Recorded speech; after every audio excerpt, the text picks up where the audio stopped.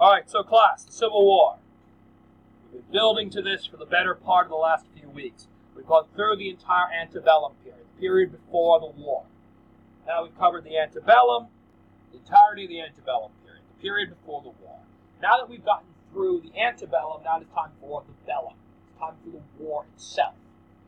So, now this is the first part of the lesson. We're going to continue with another part next week. In the course of this lesson, we're going to be dealing with the subject of some of the changes in the Civil War. Because the Civil War is arguably one of the largest, one of the biggest innovations in the history of military and politics. What we are going to see as a result of the war is, one, a solidified understanding of the nature of the Union. We're going to see an America that is ultimately free of slavery. We're going to see an America that has made a set of commitments towards racial equality that we're going to then monitor over the next 140 plus years, how well it does at those commitments. We're also going to see the advent of several new pieces of military technology, which ultimately are not only going to affect this republic, but are going to affect the world at large. And though in most American discussions of the Civil War, these play a backseat to the social and political elements of the war, in terms of the wider history of the human race, these military accomplishments may arguably be more important. So, we're going to discuss all of it. The good, the bad, the ugly, and the ironclad. So let's get to it. First, let us presume to discuss the issue of warfare. More specifically, you're going to write in your notebook what characterizes modern warfare, and when did this modern warfare begin? So you'll often hear discussions nowadays of modern wars, or how modern wars are different from the wars of antiquity, or wars of the past. But when did what we consider modern warfare, as opposed to a non-modern version of warfare, when did that happen? When did that shift occur? And what characteristics make modern warfare different from older versions of warfare that came before? So take a few moments to write that down. To whoever is presenting this video, please take care to pause the video at this moment. Thank you. Alright, if you are continuing at this point, I'm assuming that you either A, have come up with your answers, shared them as a class, and had a delightful discussion. Or B, none of you could quite define it, and we sat here for about 5 minutes until the time ran out. Either way, we're good. So, when we talk about modern warfare, people often refer to, one, a degree of precision in weaponry. We talk about a lack of this sort of chivalric, genteel kind of attitude toward warfare. So all the niceties that we see when we're looking at the exchange of letters between Washington and Cornwallis, you don't see that nowadays, right? Trump and the Ayatollah are not exchanging nice letters between each other about surrender and war and all that. It's missiles and angry tweeting. And drones. But what is the transition? What is the tipping point?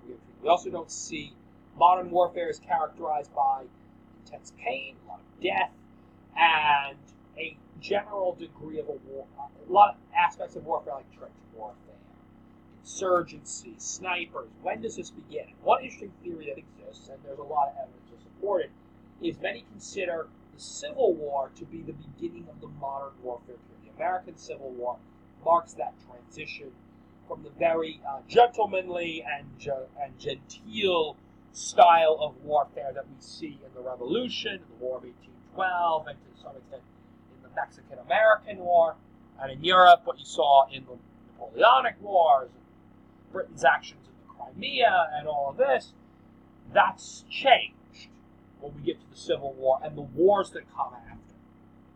And admittedly, as you look through the Civil War, you're probably going to see stuff that starts to remind you more and more of a modern style of warfare. But let's begin. So, Southern anxieties. So the South ended up having a set of issues related to, as you know, their issues, they've already been growing more separate from the North. This divide is becoming ever more evident in every new turn of events in the nation as we start to build toward the 1860s. First, we have the issue of the economic section we already discussed, right? The South is primarily a cash crop, agrarian economy that requires a massive slave labor force to maintain that economy.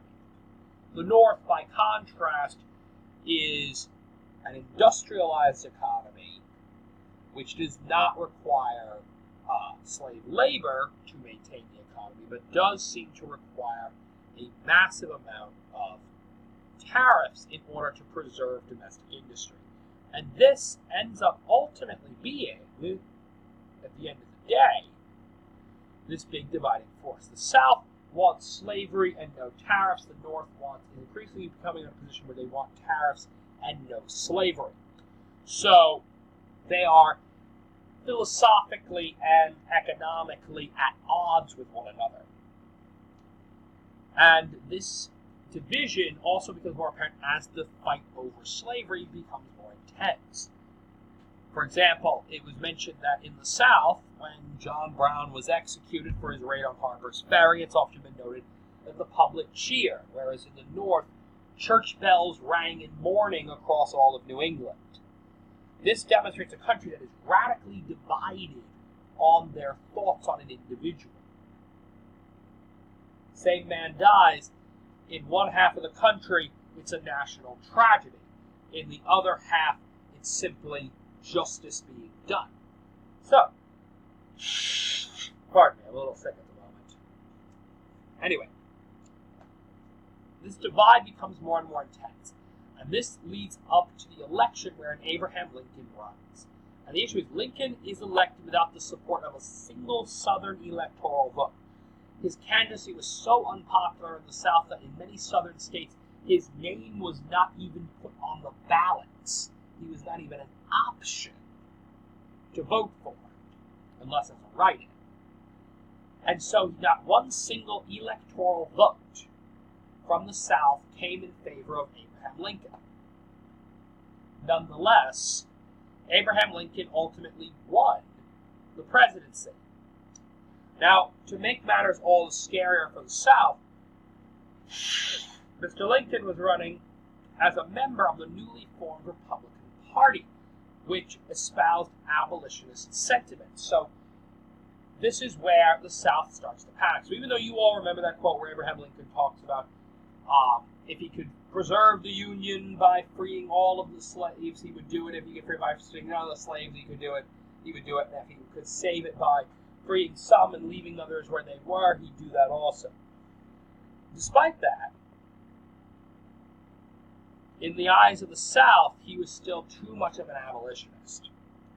And the fact that he could be elected without any Southern support said to many Southern leaders that, at this point, if the rest of the country wanted to vote in favor of abolishing slavery, there really was nothing the South could do. Their voice was not strong enough in the Republic to sway that option from being taken into effect. And so a question now arose. If the South lacks any meaningful voice in the Union, should the South still remain a part of the Union? And the answer they came up with was no. Absolutely not. They had no intentions of staying in the Union anymore. And so they formed what became known as the Confederate States of America. So the southern states, by which I mean Texas, Louisiana, Arkansas, Mississippi, Alabama, Tennessee, Georgia, Florida, South Carolina, North Carolina, and Virginia, declared themselves to be a new independent nation. This type of nation is a confederation. As we talked about earlier, a confederation is a loose-knit alliance of otherwise sovereign states. So the member states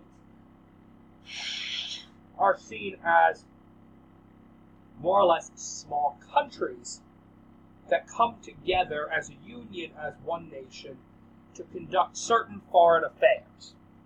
Are these foreign affairs? Well, these foreign affairs would include things like national self-defense. But otherwise, each state is entirely free to determine its own business. And this is what the Confederation was to be. This is what the Confederacy was supposed to be about. And it was also, now of course, this is all very much about slavery. Remember, slavery is, for the South, a local issue, right? The economy of each and every one of these states depends upon the institution of slavery. So each and every one has a very strong vested interest in maintaining slavery. Now, a claim has often been put forward by some that the Confederacy represented a sort of dying interpretation of the Constitution. That is, the notion of America not as a separate federal entity, but as more or less a union of sovereign states. Whether there's any truth to this is widely debated. However, I think it's clear that to say that this constitutional dilemma was the penultimate cause of the Civil War is to really ignore the philosophical and economic dimensions that slavery brought to the fore. Because after all, while we definitely hear these kinds of arguments in Calhoun's writings before the nullification crisis, it's not until the specter of an abolitionist in the White House is brought up that the South is ultimately moved to turn this from an ideological point of difference into a proposal for separation of governments. But nonetheless, let's now discuss the bombardment of Fort Sumter. So, the South comes out and they make a declaration, declaring themselves to be an independent country. Now, Charleston, the Carolinas, would have been within Confederate territory, but it was a federal fort. The South was very adamant about the federal government relinquishing control of the fort, since as far as they were concerned, it represented a United States government military facility on a Confederate States soil. The Union, of course, manifestly disagreed. It was the position of Abraham Lincoln and of his Congress that there was no mechanism for states to actually leave the Union. The notion of secession was entirely alien to the Constitution. Now, once states committed themselves to the Union, there really was no getting out of it, short of actually disbanding the Constitution entirely. So, in such a regard, there really was no way that the Confederate States could exist as a legitimate government. They were essentially a rebel insurrection within the United States. Both sides begin digging in. The federal government starts shipping more ammunition and supplies to Fort Sumter.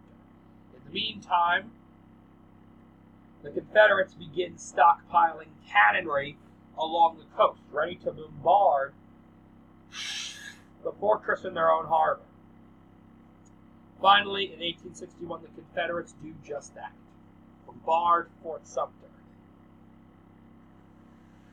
This assault marks the beginning of the Civil War. It is at this period that America enters into a war with itself. Please pause for a moment.